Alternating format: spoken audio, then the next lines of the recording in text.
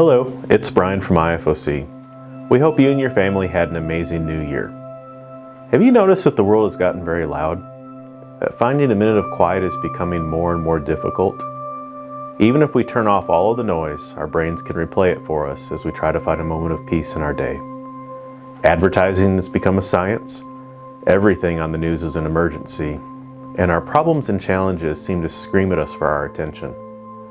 The prophet Elijah in 1 Kings 19 could probably relate. As he was hiding in a cave from those who wished to take his life, he had an amazing encounter with God.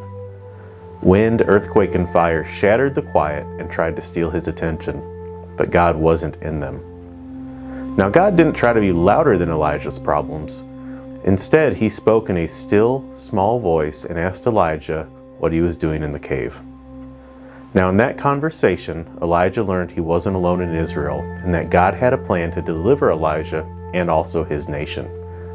Elijah left the cave with orders to anoint new kings and to be a father to the next prophet, Elisha.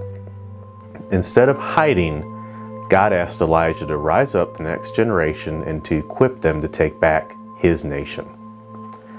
The most common questions that IFOC has received from our chaplains during the pandemic are, number one, is chaplaincy even still relevant? And number two, how can I be a chaplain during the pandemic? Now, first of all, chaplaincy is always relevant because serving and loving others is needed now even more. Secondly, we would like to invite you to follow in Elijah's footsteps. Seek to hear God's quiet voice through all of our world's noise.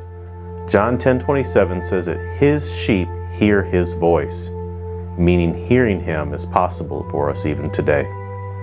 Jeremiah 33:3 assures us that if we call on him, he will answer.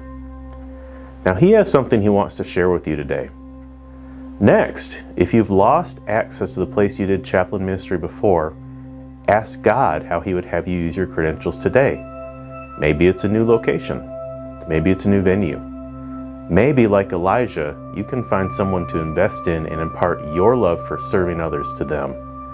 God always brings the right person to us at the right time. So, who's your Elisha?